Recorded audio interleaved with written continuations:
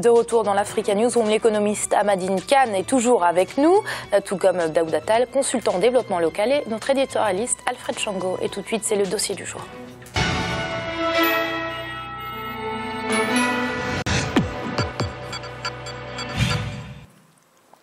Les petites et moyennes entreprises et les petites et moyennes industries représentent 90% du tissu économique en Afrique.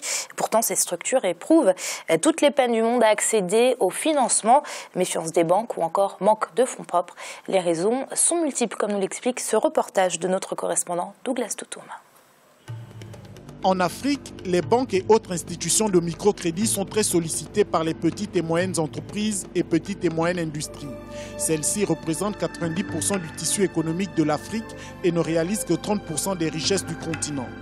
La non-disponibilité des garanties financières fiables rend les banques frileuses à les accompagner.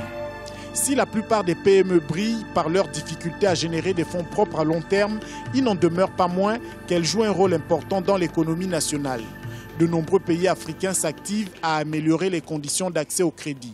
Malgré cette évolution, ce taux reste faible sur le continent. Des réflexions permettent de mettre en évidence les principaux facteurs qui expliquent non seulement la faiblesse du niveau de financement bancaire, mais également les difficultés d'accès des PME aux services bancaires. Parmi les plus importants, il y a le souci des banques de rester dans l'intervalle des normes prudentielles, sachant qu'elles sont majoritairement des structures de dépôt.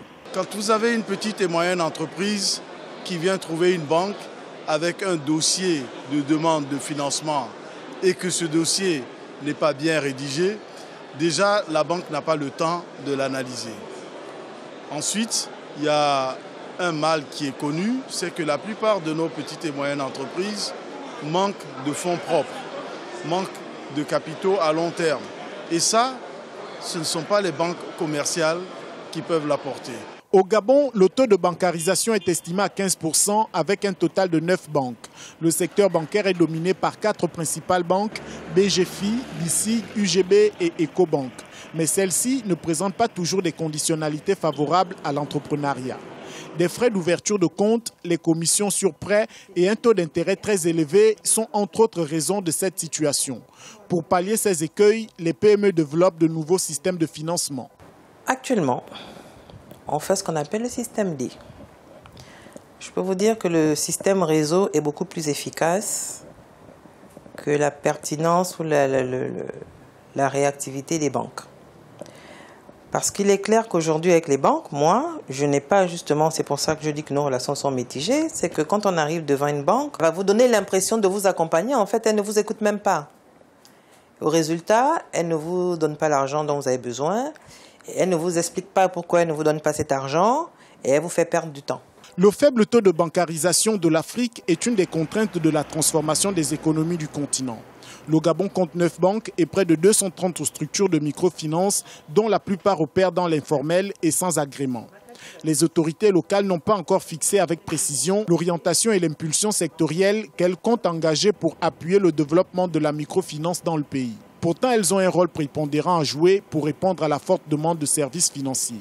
Cela passe par l'accroissement du taux de couverture du marché. Comme les jeunes manquent de financement par rapport à la réalisation de leurs projets, comme les jeunes manquent d'accompagnement par rapport à leur ambition entrepreneuriale, ça aurait été intéressant que les chefs d'entreprise africains se mettent autour d'une table et essayent de réfléchir sur quelle piste nous pouvons aujourd'hui aborder la question de l'accompagnement en essayant d'apporter à ces jeunes un accompagnement de proximité en termes de formation, en termes de financement et en termes d'accompagnement via la réalisation du projet.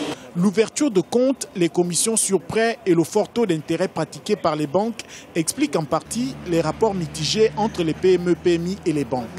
En Afrique de l'Ouest, notamment au Sénégal, de nombreuses initiatives associatives sont prises pour pallier les difficultés rencontrées par les promoteurs et leurs entreprises. Nous avons la mutuelle d'épargne et de crédit des jeunes entrepreneurs du Sénégal créée par le RENCHES et nous incitons aux autres réseaux des autres pays de créer leur propre mutuelle d'épargne et de crédit parce que, suite à un constat que ces institutions de microfinance-là se déguisent, mais ce ne sont pas réellement des mutuelles d'épargne et de crédit, ce ne sont pas des entreprises entreprises à caractère social et solidaire. C'est plutôt des banques classiques. Des crédits à long terme dont les PME, PMI et leurs promoteurs ont besoin sont en baisse de 6,5% depuis 2008. Toutefois, leur poids demeure assez élevé comparativement au crédit à court terme, soit 55,3%. Cette baisse est en effet corrélée à la frilosité des banques à soutenir des projets d'investissement et leur souci de rester dans l'intervalle des normes prudentielles. Je suis plutôt surprise quand une banque me dit oui, elle m'accompagne. Parce que je vous dis honnêtement, quand je vais vers elle, à la limite, je vais parce que bon, il faut quand même le faire. Mais ce qu'il faut dire, les banques, la qualité de service s'émiette. Elles ne répondent, en tout cas, elles ne répondent pas aux exigences ou aux besoins actuels du marché. Le difficile accès des PME-PMI au crédit bancaire est avéré. Pourtant, le système bancaire africain est réputé être en surliquidité et solvable. Ce paradoxe s'explique par plusieurs raisons. La comptabilité tenue par les entreprises n'est pas fiable et les entrepreneurs n'offrent pas de garanties suffisantes aux banques qui ne rechignent pas à prendre de risques. Cette perception lapidaire des banques s'explique par le fait que ce sont d'abord des établissements de dépôt des particuliers et qu'il ne leur revient pas, en dépit de leur surliquidité, de définir le cadre macroéconomique ou d'initier des projets de développement. Dans ce standard, quelques rares banques arrivent tout de même à financer de temps à autre certaines PME-PMI bien structurées. Monsieur Tal, les PME au même titre que l'agriculture ou encore les infrastructures, c'est la clé du développement économique pour le continent. Ah oui, c'est clair. Moi, je suis tout à fait d'accord avec ça, puisque c'est les PME qui créent les entreprises. Et vous l'avez dit tout à l'heure dans la présentation d'ailleurs, Mira, c'est 90% des entreprises en Afrique en général, c'est des PME.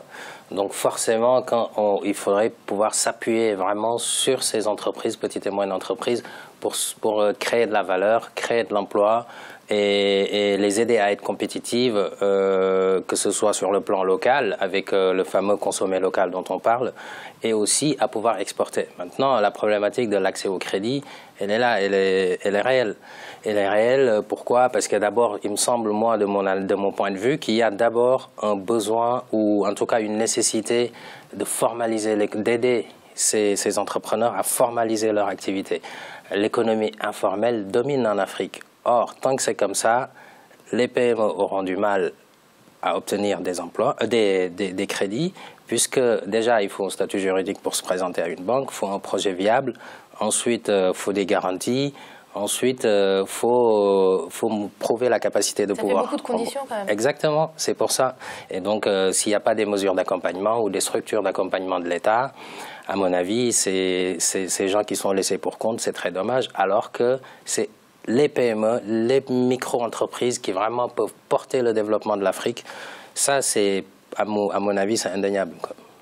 Monsieur Canon, on le sait, c'est un constat, les PME favorisent le développement économique d'un pays. Pourtant, il est toujours aussi dur en Afrique de monter sa propre structure. Pourquoi? C'est difficile parce que je crois que les gouvernants n'ont pas mis les conditionnalités nécessaires. Et puis le cadre juridique est trop contraignant en Afrique. Donc voilà pourquoi justement les petites et moyennes entreprises peinent à se mettre devant, à se mettre en valeur, et puis que les banques croient justement en leur capacité de se développer davantage. Il faudra dire aussi que les banques en Afrique ne sont pas nouvelles, parce que les premières banques en Afrique ont vu le jour dans les années 1853. La première banque au Sénégal, c'est en 1853, le 21 juillet 1953, avec Napoléon. Par exemple, au Maroc, c'est en 1801, avec la banque Pariente. Vous voyez, donc en Afrique du Sud, c'était en 1838. Donc les banques africaines ont plus de 160 ans quand on voit. Mais elles n'accompagnent pas, les banques africaines n'accompagnent pas les petites et moyennes entreprises qui sont là le facteur de développement en Afrique et qui sont pourvoyeurs par exemple, de travail. Et puis que les Africains ont envie d'investir, par exemple, de créer de petites structures. Elles sont petites, mais elles créent de l'emploi. Par exemple, que ce soit dans dans n'importe quel domaine, que ce soit chez les petits ferrailleurs, chez par exemple ceux qui sont dans l'immobilier. Ils veulent créer beaucoup d'emplois, mais les banques ne les accompagnent pas suffisamment. Les banques qui sont en Afrique sont frileuses. Et puis bon, les banques sont frileuses parce qu'ils voient qu'il n'y a pas de projet derrière. Elles financent surtout les grandes entreprises qui ont des liquidités et qui ont des projets concrets. Alors que ça, c'est un dommage. Je crois que c'est au gouvernement africain aussi de mettre un instrument juridique là-dessus pour essayer de pousser les banques justement à s'ouvrir davantage aux petites et moyennes entreprises. C'est très important et c'est fondamental. Oui, Alfred, prudence, rentabilité, c'est un peu les mots d'ordre pour une banque. Donc ça peut paraître normal qu'elle ne prête pas à des petites et moyennes entreprises. Par contre, c'est ici que l'État a un grand rôle à jouer. Absolument, Amira. Il faut bien noter effectivement que la plupart des banques africaines sont des banques de dépôt, ce qui n'est pas la même chose que des banques de crédit, par exemple. S'il y avait un peu plus de banques, des crédits donc, qui pourraient effectivement financer les projets de petites et moyennes entreprises, petites et moyennes industries, ça serait bien, c'est-à-dire qu'il y ait des banques dédiées spécifiquement au financement des projets. Or, aujourd'hui, on a vu dans le reportage qu'au Gabon, il n'y a que 9 banques. Vous imaginez 9 banques seulement. Quand on regarde dans d'autres pays, il y a une multiplicité, pluralité des banques qui ont des destinations multiples. Donc il faut déjà diversifier à ce niveau-là des banques de crédit, des banques de financement, des banques de dépôt. Et puis éventuellement mettre en place aussi des banques spécifiquement dédiées aux petites et moyennes entreprises, qui aiderait justement à soutenir ces entreprises-là. Et puis les États peuvent mettre en place aussi des garanties pour couvrir les risques, oui, justement. Que l'État se porte garant. Exactement. Pour couvrir les risques d'insolvabilité, par exemple, des entrepreneurs qui n'auraient plus le moyen justement de rembourser leurs prêts, leurs crédits. Donc je pense qu'il y a beaucoup de possibilités dans ce sens-là.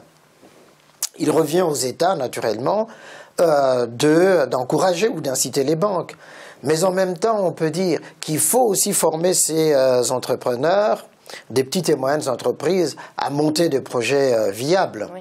à monter des projets viables, et puis à travailler avec des experts comptables, pourquoi pas, qui pourraient les aider justement à monter ces dossiers.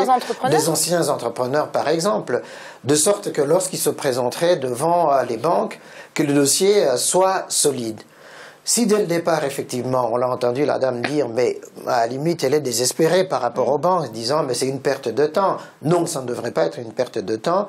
Si les projets sont bien ficelés, bien encadrés, les banques y regarderont de près. Mais il manque effectivement ce soutien des États pour couvrir les risques. Ici, il y a la COFAS, par exemple, qui couvre les risques que prennent des entreprises françaises, par exemple, qui vont investir à l'étranger. Et donc, en Afrique, on peut imaginer aussi un dispositif pareil pour susciter la promotion des petites et moyennes entreprises, petites et moyennes industries. Monsieur Tal, et le rôle des banques de développement ? Les banques de développement, leur rôle, c'est financer le développement. Mais pour financer le développement, c'est à peu près dans les mêmes... On a l'impression qu'elles financent surtout les gros projets. Elles ne regardent pas forcément les petites et moyennes entreprises. Si on est dans des grosses banques de développement, type BAD, BOD, etc. Par contre, il y a des banques de développement à petite échelle qui financent l'économie. Comme la BNDE au Sénégal, dont on a parlé. On en a parlé d'ailleurs. Et pour rester sur ce pays, et pour rebondir aussi sur ce que disait Alfred, des garanties.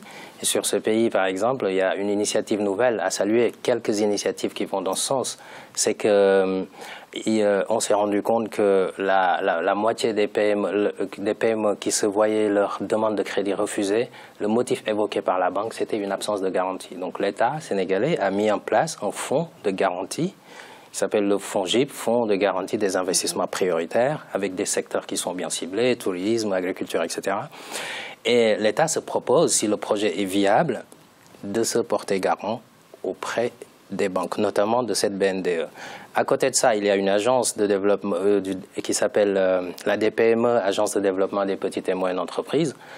Cette structure aide avec des moyens non financiers, c'est-à-dire il se propose elle forme des porteurs de projets, elle les accompagne, en tout cas elle leur fait des business plans pour ensuite qu'elles puissent aller présenter un projet viable.